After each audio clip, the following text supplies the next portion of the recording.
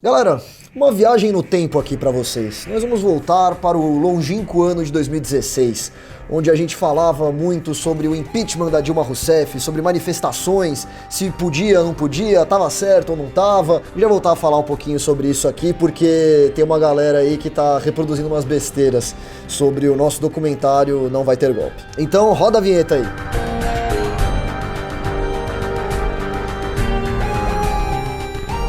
Pessoal, antes de mais nada, eu preciso da contribuição de vocês, o MBL precisa da sua ajuda. Entre, por favor, em mbl.org.br/contribua e torne-se um doador recorrente para ajudar a nossa luta. Então vamos lá. Para quem tá um pouco desinformado, um pouco desatualizado, vou fazer uma breve recapitulação aqui. Documentário Democracia em Vertigem, lançado na Netflix recentemente, concorreu ao Oscar de melhor documentário e conta muitas mentirinhas, muitas besteirinhas aí sobre os fatos, sobre a realidade.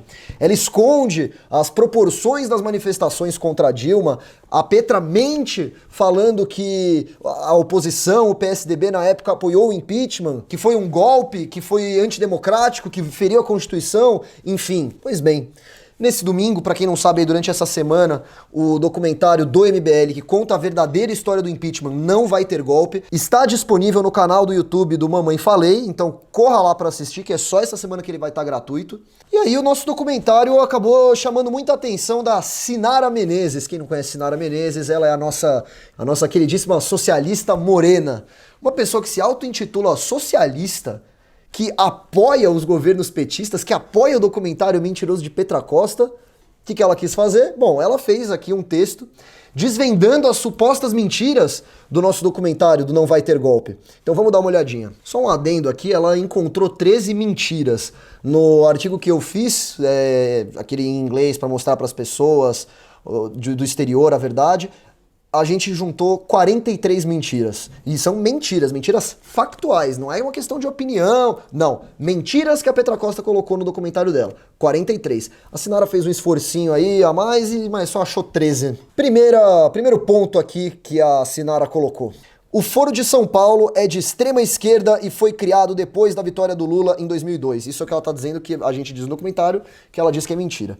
O foro foi criado, agora já ela falando, em 1990, quando Fernando Collor ainda era presidente, como uma iniciativa contra as políticas neoliberais em nosso continente. Sinara, vamos lá. Aqui você tá querendo pegar a gente numa questão semântica. Ok, o foro ele não foi criado em 2002, mas o que realmente importa aqui? 2002, que foi quando o Lula se tornou presidente, o que a gente está dizendo é: o Foro de São Paulo ele foi fortalecido, o seu plano de poder na América Latina começou a tomar engrenagem, começou a tomar mais consistência com a vitória do Lula. É isso que a gente quis dizer, entendeu? Mas tudo bem, vamos dar um pontinho aí pra você por ter pego a gente aí nessa questão meramente técnica e semântica. Segunda mentira contada pelo documentário do MBL, segundo a socialista morena: as Farc se aliaram ao Foro de São Paulo. Agora ela dizendo: essa é uma fake news várias vezes repetida para que se torne verdade, como ensinava o nazista Joseph Goebbels. É como se a esquerda não fizesse isso nunca, né? Tá bom. As Farc não só nunca integraram o Foro de São Paulo, como em 2005 o PT barrou a entrada de representante das Farc em um encontro do grupo. Ah, é mesmo? Olha aí, então as Farc nunca tiveram relação com o Foro de São Paulo? Nossa, mas que interessante, né? Porque no próprio documentário Não Vai Ter Golpe, a gente mostra um documento das Farc. Eu vou pegar aqui pra vocês, vai aparecer aí na tela aí. E aqui no folheto do encontro diz: participantes do 9º encontro do Foro de São Paulo do ano de 2000. E aí você desce a listinha. Opa, o que tem aqui? Colômbia, Farc. Então sim, as Farc fizeram parte aí, participaram ativamente do Foro de São Paulo, não foram rejeitadas, podem até ter sido rejeitadas em 2005 pelo governo do PT, eu não nego, mas tá aqui, o fato é, as Farc se aliaram em determinado momento ao Foro de São Paulo. Terceira mentira supostamente contada aí pelo documentário do MBL. Lula usava os cofres do BNDES para financiar seus amigos ditadores. E aí a socialista comenta: essa mentira foi desmontada totalmente por uma auditoria feita pelo próprio BNDES. Ah, o BNDES investigando ele mesmo concluiu que não foi usado para financiar a ditadura. Entendi. Lá na Câmara dos Deputados, o Kim Kataguiri, ele comenta aí sobre, sim, encontramos sim um rombo no BNDES. Editor, põe um trechinho aí do vídeo do Kim comentando esse caso, que eu acho que o pessoal não viu muito esse vídeo, não. CPI do BNDES apurou e que foi feito com o Departamento de Justiça dos Estados Unidos, envolvendo também o Ministério Público Suíço e o Ministério Público Federal e a Polícia Federal, cerca de 788 milhões de dólares em propinas a autoridades públicas, assessores e partidos políticos no Brasil e outros 11 países, sendo 9 deles na América Latina e 2 da África. O Departamento de Justiça americano, ele chegou a admitir que esse seria o maior caso de suborno internacional da história. Quarta mentira do MBL. Alexandre Borges, um dos gurus do MBL, é cientista político. E agora ela comenta: não é. É publicitário, segundo o perfil dele no LinkedIn. Ele próprio se apresenta como analista e não como cientista. Uau, hein? Uau, que mentira! Pelo amor de Deus, né, o socialista moreno. Agora, quem não é formado em jornalismo, a gente não pode chamar de jornalista. Outra questãozinha semântica aí, que vamos falar a verdade, né? A gente aqui se esforça para mostrar as verdadeiras mentiras do documentário da Petra, como ela esconde fatos que são necessários para a elucidação da verdade, que alteram completamente a narrativa. E você vem aqui dizer, olha, vocês chamaram um cara que não é formado em ciência política de cientista político. Quinta mentira. O MBL conseguiu levar gente para as ruas apenas com a ajuda do Vem Pra Rua. E ela comenta: na verdade, a mídia comercial passou a divulgar todas as manifestações contra o governo Dilma, funcionando como divulgadora dos protestos. A Globo anunciava em seus noticiários os protestos com data e hora, convocando as pessoas para as ruas. Gente, esse aqui é bem ridículo, viu? Em nenhum momento do documentário o MBL diz: só nós e o Vem Pra Rua conseguimos levar milhões de pessoas. E a gente não fala isso. A gente fala, sim, que o MBL e o Vem Pra Rua eram os movimentos mais responsáveis por organizar essas manifestações. Era o MBL e o Vem Pra Rua que determinavam local, horário, data. Então essa crítica dela não faz nenhum sentido. A gente nunca falou que foi só isso. Sim, foi veiculado, sim, outros movimentos aderiram. Mas a principal organização dessas manifestações era sempre o MBL e o Vem Pra Rua. E além disso, ela cita a Globo, mas a Globo nunca chegou a divulgar previamente as nossas manifestações. Os noticiários apenas cobriam esses protestos nos dias que eles estavam acontecendo. E ainda por cima eles reduziam o verdadeiro número dos manifestantes que estavam lá. Sexta mentira contada pelo Não Vai Ter Golpe. Vamos ver aqui. O PT pediu o impeachment de FHC. E ela diz: isso nunca aconteceu formalmente. Alguns setores do partido fizeram de fato essa proposta, mas em 1999 o líder máximo do PT, Lula, manifestou com todas as suas letras ser contrário ao impeachment de FHC. Interessante, bastou um Google. Coisa mais fácil do mundo. Em 1999 mesmo, tá aqui o deputado, à época, o deputado petista Milton Temer, pedindo aqui, em 1999, o impeachment de Fernando Henrique Cardoso. Aconteceu. Ironicamente, foi o próprio Michel Temer que arquivou o pedido de impeachment. Mas eles pediram, o PT pediu sim o impeachment de FHC. Não minta, Sinara, não minta, pra cima de mim não. Sétima mentira do MBL. A marcha do MBL a Brasília em maio de 2015 para pedir o impeachment de Dilma foi um sucesso. E ela comenta: a real é que foi um fiasco. Não teve cobertura dos veículos de comunicação e as milhares de pessoas que eles esperavam que se unissem à marcha nunca apareceram. Olha só, no documentário a gente nunca disse que esperávamos milhares de pessoas para aparecerem na marcha, até porque a gente tem a perfeita consciência que é um trabalho muito complicado. Você andar a pé de São Paulo a Brasília, são pouquíssimas pessoas aí que têm o tempo, a disposição, a vontade de fazer um trabalho desses. A gente tinha perfeita consciência disso.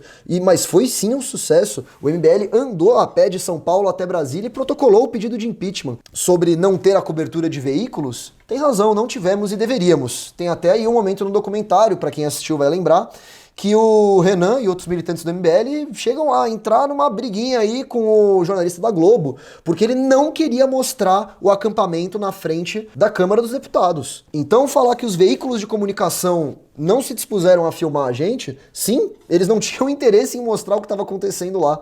É muito triste, mas isso aí é a verdade mesmo. Oitava mentira, tá ficando meio cansativo já. O Revoltados Online não participou ao lado do MBL dos protestos contra Dilma. E aí ela diz: Logo no início, o documentário afirma que 2 grupos se afastaram imediatamente, porque os revoltados tinham bandeiras com as quais o MBL não concordava, como intervenção militar. É verdade, o MBL nunca, jamais concordou com intervenção militar. E a gente não tinha interesse em se vincular muito diretamente ao Revoltados Online, porque eles sim defendiam essa bandeira. Mas aí ela continua. Segundo o filme, a intenção do MBL era isolar o líder dos revoltados, Marcelo Reis.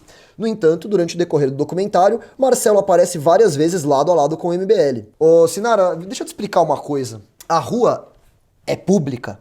O MBL faz manifestações em ruas públicas. O movimento dele, o Revoltados, não conseguia aí juntar uma quantidade muito grande de pessoas, então ele usava as outras manifestações do MBL, do Vem Pra Rua, que tinham uma pauta em comum, que era o impeachment da Dilma, e ele aproveitava disso pra aparecer lá. Agora, expulsar ele das manifestações é uma coisa que você não pode esperar que a gente fizesse, né? Número 9. Vamos lá, essa aqui é boa. A economia ia mal no governo Dilma em 2015.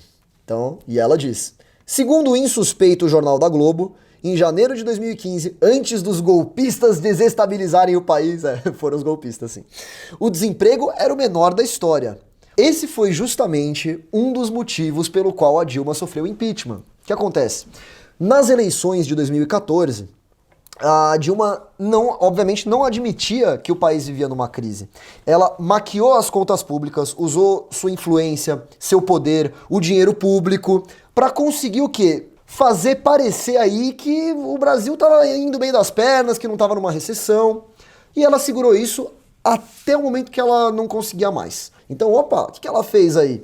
Segurou as contas públicas, fez parecer com que estava dando tudo certo no Brasil, garantiu a sua reeleição e logo depois, logo em 2015, ela já começa a admitir, os números já começam a mostrar a verdade. Então, parabéns, Sinara, você está começando a entender aí o processo de impeachment da Dilma. Mentira número 10 aí do MBL. Essa aqui, gente, eu vou comentar muito rápido, porque é outra tecnicalidade boba. Hélio Bicudo, um dos autores do processo de impeachment, é fundador do PT. Aí ela diz aqui que não, ele não é fundador do PT, que ele só se juntou 3 anos depois da fundação do partido.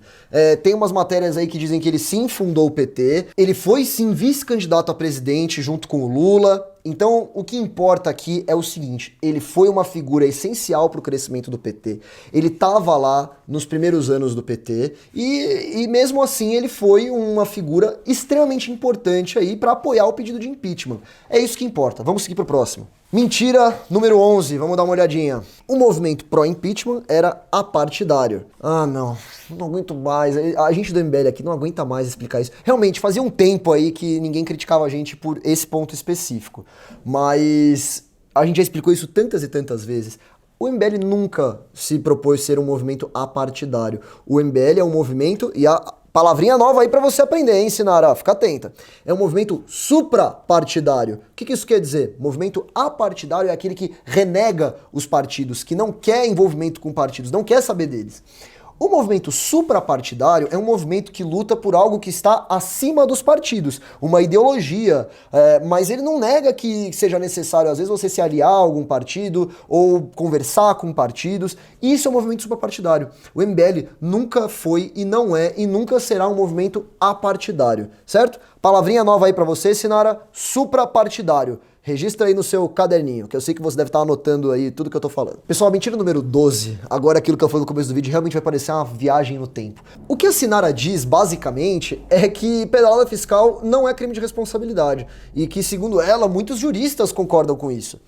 Bom, vamos lá, Sinara. As pedaladas fiscais no governo Dilma foram infinitamente superiores às pedaladas fiscais cometidas em outros governos. Sim, é fato, a Dilma não foi a primeira governante a cometer as pedaladas e não vai ser a última. Agora, o que é importante a gente ressaltar aqui foi que o volume das pedaladas, a extensão dessas pedaladas, a quantidade era infinitamente maior do que nos outros governos. Entre 2012 e 2014, o valor chega a 40 bilhões de reais. Então não é comparável a outros governos. Por ser um valor muito, mas muito maior do que nos outros governos, ele acaba atentando contra a lei fiscal. Atentou contra a lei fiscal é crime de responsabilidade. Então, o que a Dilma fez, suas pedaladas fiscais foram, sim, crime de responsabilidade. Conseguiu entender agora? 13ª e última bobagem aqui que a socialista Morena escreveu. O golpe foi dado para restaurar a democracia e interromper um projeto autoritário no Brasil. Essa é a tese central do documentário do MBL, O Nascimento de um Brasil Livre. Então ela basicamente está dizendo aqui, é que é muito grande esse parágrafo, eu não vou torturar vocês com a escrita dessa... O período após a era do PT está sofrendo muito mais um risco de se encerrar a democracia do que nos governos petistas. Ela está dizendo aqui que nos governos petistas a gente tinha uma segurança, nossa, é até cômico falar isso, mas uma segurança democrática que nós não temos mais. Como é que é? Mas ela se esquece que durante o período petista você teve tentativas de controlar a imprensa, você teve a nossa ex-presidente tentando impedir que o seu comparsa, que o Lula fosse investigado pelo Sérgio Moro. Lembra quando ela tentou nomear o Lula para a Casa Civil? Pois é. A gente não pode esquecer do mensalão, onde o PT comprava voto de parlamentares para aprovar medidas que favorecessem o governo Lula. E aí, só pra terminar com uma boa risada aí, uma boa dose de humor, e aí ela diz aqui, hoje, ao contrário da época do PT, não temos nem sequer segurança de que haverá eleições presidenciais em 2022. Ô, tadinha, não temos mais certeza, né? Olha, realmente não vai ter eleição presidencial em 2022. Quer dizer, haverão sim eleições em 2022, mas não vai ter pro Lula, porque a gente sabe muito bem que condenado em segunda instância não pode participar de eleição. E é isso aí, pessoal. A gente espera que com esse recado, eu sei que o vídeo ficou um pouquinho mais extenso, mas é muito importante a gente mostrar que a gente não tem nada a esconder. Que nós não somos um movimento mentiroso, como muitos outros aí são. Que o nosso documentário conta, sim, a verdadeira história do impeachment de Dilma Rousseff. E nós temos muito orgulho do que foi conquistado pelo MBL. Muito obrigado. Inscreva-se no nosso canal youtube.com/mblivre.